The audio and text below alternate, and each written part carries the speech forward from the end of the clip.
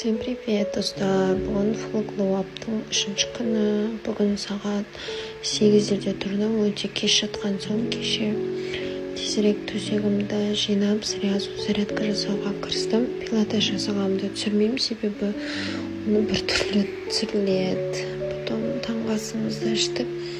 Кеше кешке сестренкамды пойызға мінгізген соң өте кеш жаттық. Содан соң мама мені сағат 8-де оятқан екен. Потом мен боянып, киініп, видео түсірдім. Содан кейін асимметрия жаттығу жасауды ұмытып бара жатыр екенмін. Соны жасадым. Бүгін тоже тағы цонға бару керек, тағы маманың қағаздарына шығу керек болды. Үйге уже такси келді. Сосын мама екеуміз шығып кеттік. Осы жолы бүгін мама екеуміз сосын цонға бардық.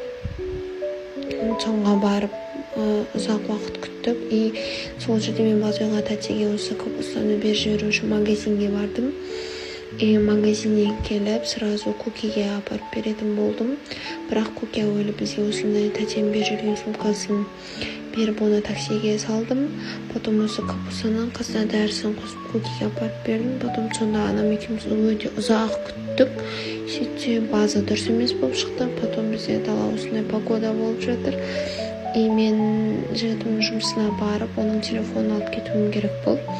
Уже оның телефонын алып, қайтып келе жаттым. Істемей қалған телефон. Оны сосын қайтадан цонға келдім. Сонда тағы да ұзақ күттік. Сонымен сонан шығып, таксиге мініп, мамам екеуміз обедте үйге қайттық.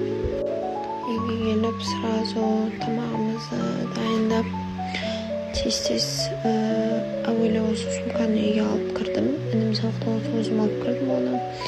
Потом ұйқыдан тұрған кезде ұйқымды қимай тұрдым. Потом мамам екеуміз қайтадан цонға бардық. Осы жолы тағы ұзақ күттік. Қайтадан қағазды тапсырып кеттік. Үйге қарай өте кеш қайттық. Үйге келіп, бірінші біз шай ішетін болдық. Себебі басымыз қатты ауырып тұрды. Сосын үйге келіп, бірінші шай ішіп алдық та, мен параллельно гороховый суп дайындадым. Бүгін ораза күніне қарай осындай жейтін пісірдік. Бірінші параллельно арасында кір жуып жүрдім. Осымен бүгінгі күн бітті. Thank you за просмотр.